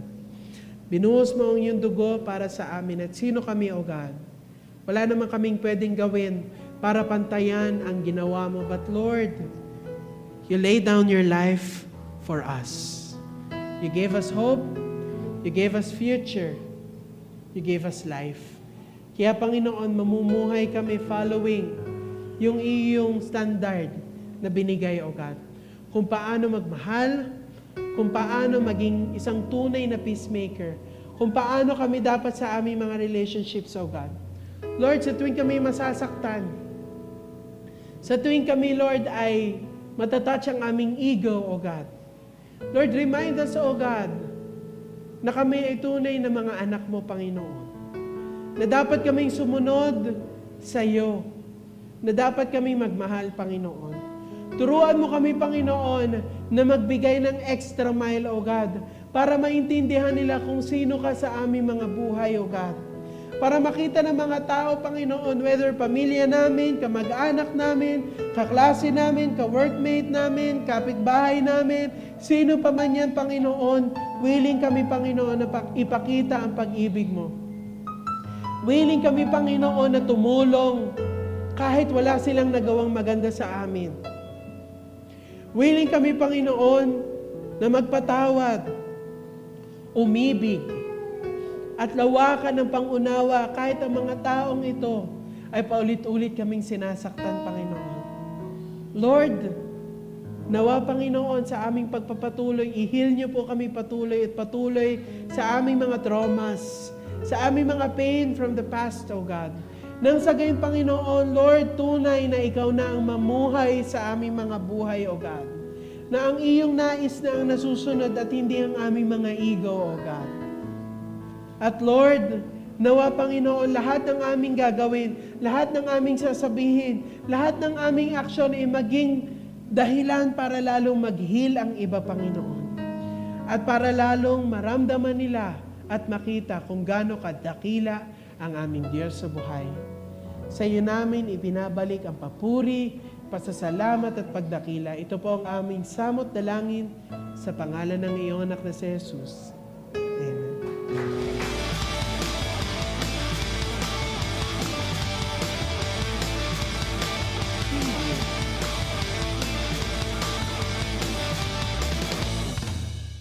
Tithing is an expression of gratitude for what God has done in our lives. It is an act of acknowledging His goodness, faithfulness, and provision. When we tithe, we invest in something far greater than ourselves. Tithes literally means 1/10. So it has a set amount of our income. So ang tithes po, ang hinihingi lang po ng Panginoon sa atin ay ika-10 bahagi na natatanggap natin. Ito man po ay nagmumula sa ating sweldo o sa mga allowance, sa negosyo po natin. So, naroon po na ang pagpapasalamat natin sa Panginoon, diga po, pag tayo ay nakakatanggap ng biyaya. Mula po ito sa sweldo o sa allowance, pinapasalamatan po natin dahil ito po ay nagmumula sa Kanya. Gaya po ng sinasabi sa Levitico 27:30, lahat ng ika-10 bahagi, maging binhi o bunga ng pananim, ay nakalaan kay Yahweh. So, nararapat lamang po na ibalik natin sa Panginoon ang ika-10 bahagi na sinasabi niya sa atin. Dahil kung mahal po natin ang Panginoon, uunahin po natin siya sa ating buhay. Dahil sa Kanya po nagmumula ang mga pagpapala, ang mga biyaya na natatanggap natin. Ito man po ay sa sweldo, kung tayo po ay may mga trabaho, allowance sa ating mga estudyante, at sa negosyo na mga nakinikita natin. Our contribution go towards supporting the church activities and pastoral activities to help spread the word of God. By investing in God's kingdom, we become partner in spreading our love, compassion, and hope to those in need. So ginagamit din po ito para po tayo ay makapaghayo ng salita ng God. Para po yung mga iba na hindi pa nakakakilala at nakakarinig at nakakakain ng salita ng Diyos. Giving tithes put our love to God before our worldly wealth and show that our heart is always with Him, and also reflects a grateful heart that wants to give back to God a portion of what He has given us. Offering has no set amount. Everyone can decide how much to give with each offering. Gaya po ng sabi sa Deuteronomy 16:17, ayon sa kanilang makakaya, ayon din sa dami ng pagpapalang tinanggap mula kay Yahweh na inyong Diyos. Ang main purpose po ng ating pagtitithes at ng offering is to teach us to put God first. Tithes and offerings are important part of our Christianity because by giving, we put our love for God before our love for money. Giving also supports the church to spread the word of God.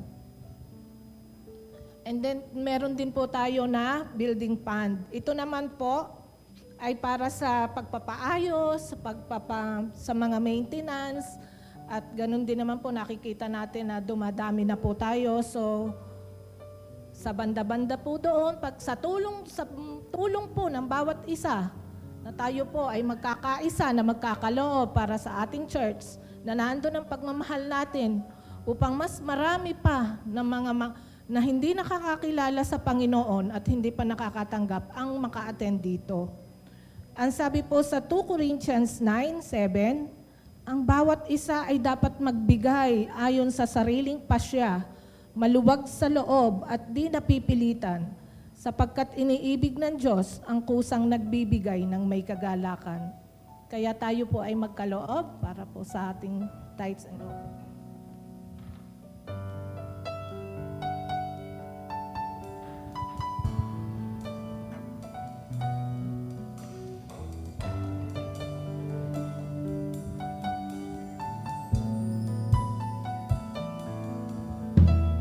Praises live in every word we speak,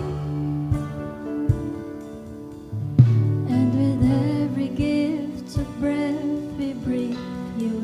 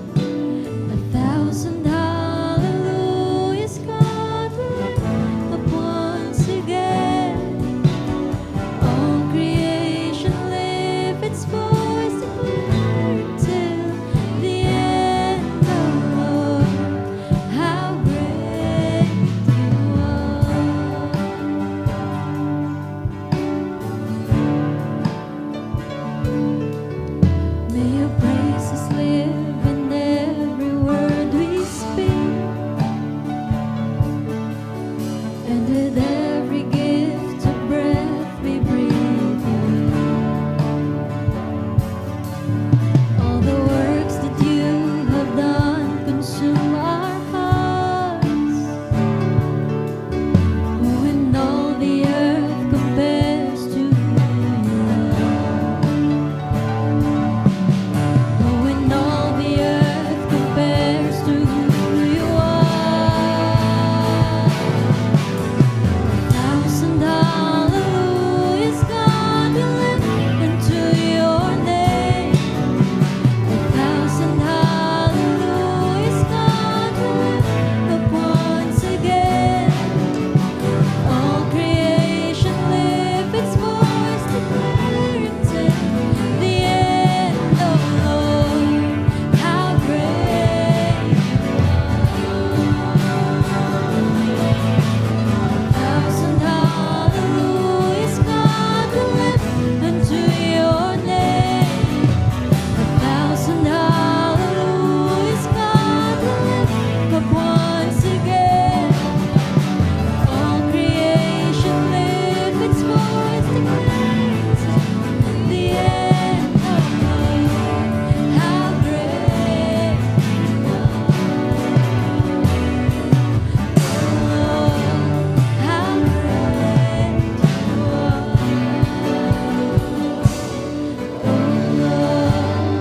How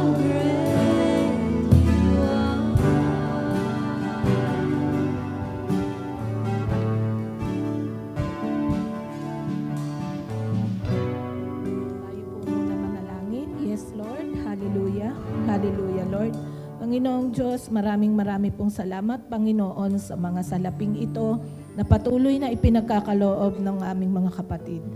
Nawa, Panginoon, dalangin po namin, patuloy niyo po silang pagpalain, Panginoon, sa kanilang mga pangangailangan, provision, Panginoon, sa kanilang pang-araw-araw na buhay. At higit sa lahat, Panginoon, spiritually, Panginoon, upang patuloy na ikaw ang siyang unahin sa buhay namin, O God.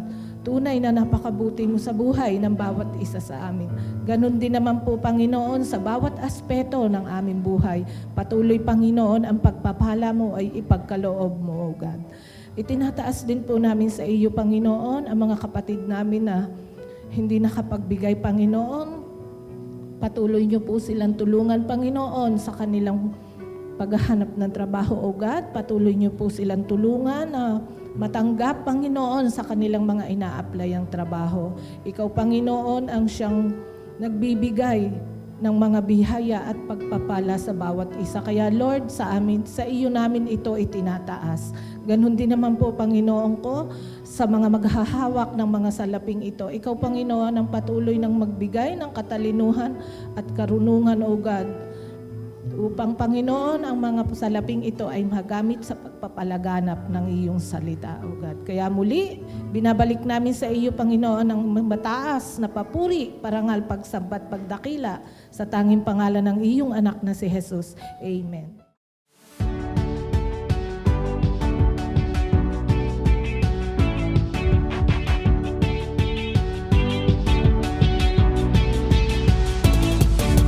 Jesus is alive and it makes me happy.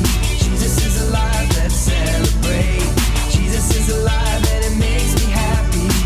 Let's dance and give him praise. Clap, clap, clap, clap, clap with me. Clap, clap, clap, clap, clap with me. Clap, clap, clap, clap, clap with me. Now everybody freeze. 1, 2, 3, hop, hop, hop, hop, hop, hop with me. Hop, hop, hop, hop, hop with me. Hop, hop, hop, hop, hop with me. Now everybody freeze. 1, 2, 3, sing. Jesus is alive and it makes me happy. Jesus is alive, let's celebrate. Jesus is alive and it makes me happy. Let's dance and give him praise. Twist, twist, twist, twist, twist with me. Twist, twist, twist, twist, twist with me. Twist, twist, twist, twist, twist with me. Now everybody freeze. 1, 2, 3, stomp. Stomp, stomp, stomp, stomp, stomp with me. Stomp, stomp, stomp, stomp,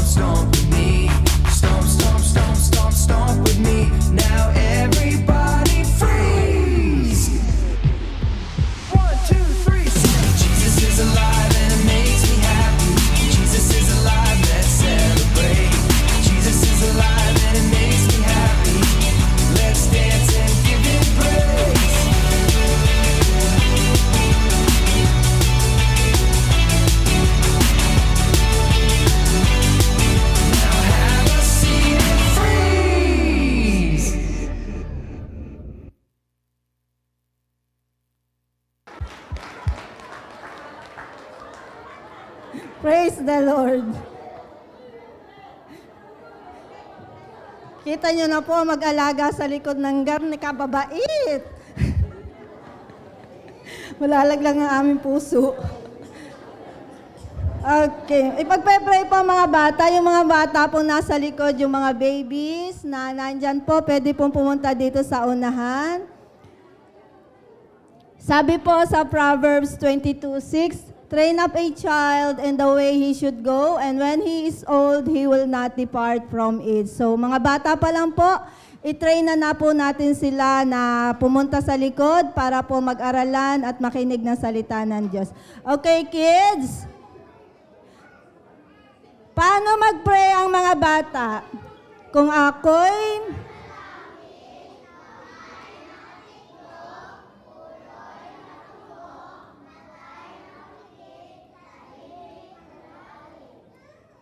Heavenly Father, thank you po Panginoon sa araw na ito. Salamat po sa mga batang ito na may kagalakan, Panginoon. Salamat sa kanilang buhay na sa kanilang edad ay nakilala na po nila kayo at tinanggap nila bilang kayo ang kanilang Lord and personal Savior. Dalangin po namin, O Diyos, na sila po ay patuloy na maging masipag sa pagbabasa ng inyong salita, sa pag-aaral, sa pag-attend ng kanilang Sunday school, at patuloy din po silang maging masipag, Panginoon, sa kanilang pag-aaral sa kanilang mga eskwelahan. Dalangin po namin ang kanilang kalusugan na patuloy na kayo magbigay sa kanila ng malalakas na immune system po, Panginoon. Patuloy na bigyan sila, Panginoon, ng malulusog na pangangatawan. Maging sa lahat ng kanilang pangangailangan po, Panginoon, kayo po, Panginoon, ang magpo-provide para sa kanila, O God. Ganon din naman po, Panginoon, ang mga magulang ng mga batang ito. Patuloy niyo po silang turuan kung paano po ang mga batang ito lalaki, Panginoon, ng merong paggalang po, Panginoon, sa inyong salita at sa inyo rin po, at maging sa kanilang mga magulang. Dalangin din po namin, O Diyos, ang mga teachers na patuloy na nagtuturo sa kanila. I-bless niyo po sila at i-anoint. Bigyan niyo po sila, Panginoon, ng mahabang pasensya at malawak na pagmamahal para sa mga batang ito upang sila, Panginoon, ay patuloy na matuto at mamuhay, Panginoon, sa inyong kalooban. Salamat din po, Panginoon, sa lahat ng pagbibigay ng mga pagpapala, Panginoon, sa lahat ng aspekto ng aming buhay po, Panginoon. Kami po inyong pasaganahin at pagpalain. Ibuhos niyo po, Panginoon, ang inyong mayamang biyaya sa bawat isa. Salamat po, O Diyos ng marami, sa pangalan ni Jesus. Amen. Meron po pong magta-travel papuntang abroad para po may panalangin. Sige po, tayo po ay manalangin. Ituon po natin ang ating mga kamay sa kanila. Maraming Diyos, sa dakila sa lahat sa pangalan ng Panginoong Jesus, kami po, Panginoon, ay patuloy na nagpupuri at nagpapasalamat, Panginoon, sa inyong kadakilaan at katapatan sa buhay ng aming mga kapatid na ito. At sila po ay naka-schedule na mag-travel ng Thursday at Saturday. Tinatas po namin sila sa inyo. Naingatan po sila, Panginoon. Whatever purpose po ang kanilang travel, samahan po sila, Panginoon. Magkapatid na ito, Panginoon, na sila po ay magta-travel din. Ingatan mo rin po sila, maging sina Eileen, ang kanila pong mga daladalahan mula po sa dito hanggang sa airport. Ingatan po sila, Panginoon, sa kanilang sasakyan at balutin po sila ng makapangyarihang dugo sa pagdating po nila doon. Nawa po ay wala pong anumang mga aberya sa immigration, maging sa mga papeles nila, O Diyos, ay maging maayos po.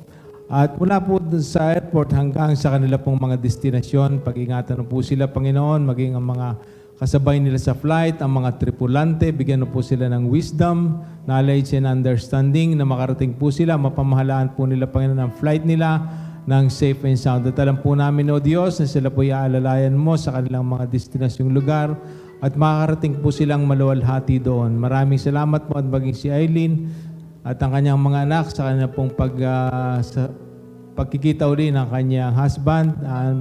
Kayo po, Diyos, ang siyang magpala sa kanila at patuloy na pagpalain mo ang stay nila doon at maging po sila, sina ate, sa kanilang pong stay doon in 4 days.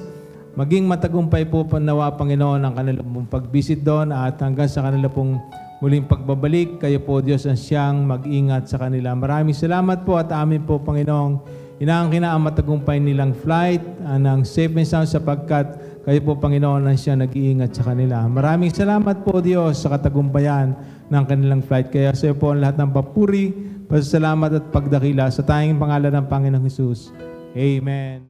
Sabi po sa kanta, let all that I am praise the Lord. Kaya hindi lamang matatapos ang ating pagpupuri dito sa church. Kaya maging sa ating paglabas, ang ating pag-worship ay magiging lifestyle sa lahat ng ating gagawin, lahat ng ating ikikilos. Ito ay makakapagbigay ng papuri sa Panginoon. Hallelujah! Palakpakan natin ang Diyos!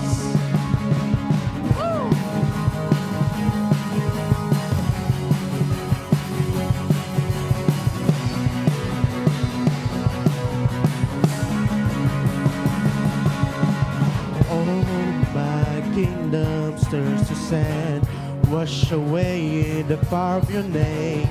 My redemption through the cross, my heart's attention for the lost. Oh Father, I will live for more of you. Take your light to all the earth. We sing little that I am. Praise the Lord. Praise your holy name.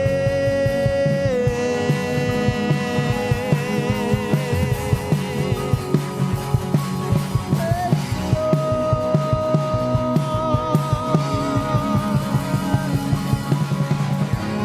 Deep in my soul, your fire burns. I'll be your light, be all for you. Be your people, we'll rise above. Change the world in the name of love.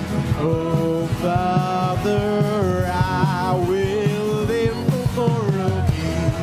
Take your light to all the earth. We sing little that I am. Praise the Lord. Praise your holy name. Little that I am. Praise the Lord.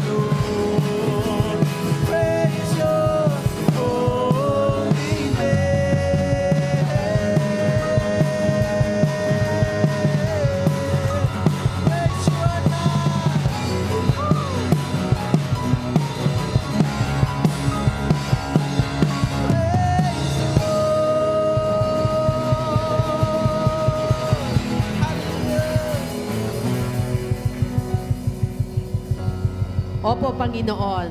Buong-buong kami, Panginoon, ay nais magbigay ng papuri sa iyong pangalan, O God. Salamat, Panginoon, sapagkat Ikaw ang Diyos namin na tapat. Isang Diyos na hindi kami iiwan. Isang Diyos na hindi lamang yung spiritual growth ang gusto mo para sa amin, kundi nais mo rin, Panginoon, mag-grow kami as a person. Yung lahat-lahat, Panginoon, pati yung socialization namin mag-grow, pati yung pakikisama namin sa iba, Panginoon, nais mo na nakikita ka ng lahat sa tuwing makikita nila kami.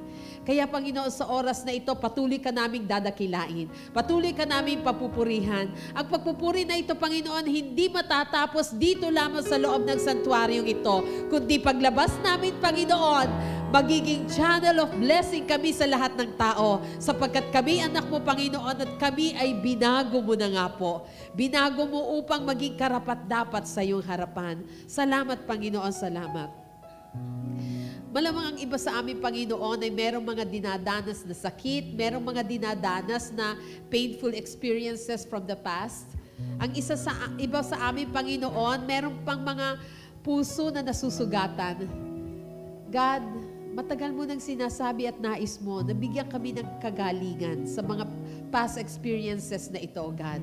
Naririto kami na yung mga anak, O God. Lumalapit sa iyo, Panginoon, at tinatanggap namin ang kagalingan na yan. Hayaan niyo, Panginoon, na ang mga painful experiences na to ay hindi na makaapekto kung sino kami ngayon. Sapagkat alam namin, Panginoon, dinala mo na ang lahat ng ito doon sa cross of Calvary. Kami ngayon, malaya na kami. Malaya na kaming makapaglilingkod sa iyo. Malaya na kaming sasabihin sa lahat ng tao na kami nga po ay binago mo na nga at anak mo na nga po, O Diyos. Kaya sa oras na ito, Panginoon, lahat ng mga bagay na nagbibigay sakit sa amin, kung meron mang nakasakit sa ego namin, kung meron mang mga bagay na yung mga painful experiences na yun, Panginoon, sa nakaraan, na siyang patuloy na bumabalot sa amin, Panginoon, iwinawaksi namin ang lahat ng yon. At ang nais namin, Panginoon, sa oras na lumabas kami ng building na ito, dala namin ang pagpapala mo at kami ay magiging channel of blessings sa mundo. Kami, anak mo, Panginoon, kaya willing kami, O Diyos, na ipakita sa kanilang lahat na kami ay mga peacemakers, O God. Handa kami, Panginoon, na ipakita sa kanila na willing kami to give that extra mile para sa iyo, O Diyos. Kaya, Panginoon, patuloy kaming magbibigay ng papuri at pagdakila sa pangalan mo sa pamamagitan ng mga pag-uugali namin, mga bagay na ginagawa namin sa pang-araw-araw. O Diyos, pagpalain mo po, Panginoon, ang tao na ginamit mo, si Pastor Jan, O God. Patuloy mong i-provide ang lahat ng mga pangangailangan niya, financially, materially, emotionally, physically. I-anoint mo siya, Panginoon, spiritually, Panginoon, sa tuwing gagamitin mo siya, Panginoon, patuloy na i-bless mo siya, O Diyos. Maging ang lahat ng mga tumayo dito sa unahan, nag-pray man sila, nag-exhort, Panginoon, pagpalain mo sila. Ang lahat ng umawit, ginamit mo, Panginoon, para magbigay ng papuri sa iyo, para maguna, Panginoon, sa awitan. Ang lahat ng ginamit mo para magturo ng mga bata, maging ang mga tao na nag-welcome sa amin, lahat-lahat, Panginoon, maging ang mga naglinis ng lugar na ito, Panginoon, para maging ready sa pagpupuri namin sa umagang ito. O God, extra blessing po ang pagkaloob mo sa kanila. At ang iyong mga anak, nakikita mo, Panginoon, naririto kami ngayon, Panginoon, sa iyong harapan. Alam namin, O Diyos, ngayon pa lang, ibine-bless mo na ang bawat isa at ipinagkakaloob mo ang aming mga heart's desire, O God. Pagpalain mo ang lahat, Panginoon, patuloy mong ipakita sa iyong mga anak na ikaw ay isang miraculous God, isang God na kayang gumawa ng himala sa buhay ng iyong mga anak. Mga kapatid, taas natin ang ating mga kamay. Ano man ang mga heart's desire mo, ilapit mo yan sa Panginoon sa oras na ito.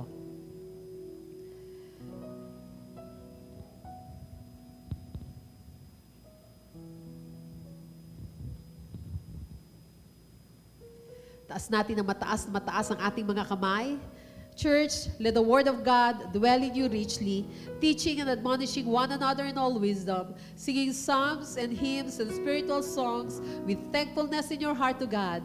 And whatever you do, in word or deed, do everything in the name of our Lord Jesus Christ, giving thanks to God the Father through Him. This we pray in Jesus' name.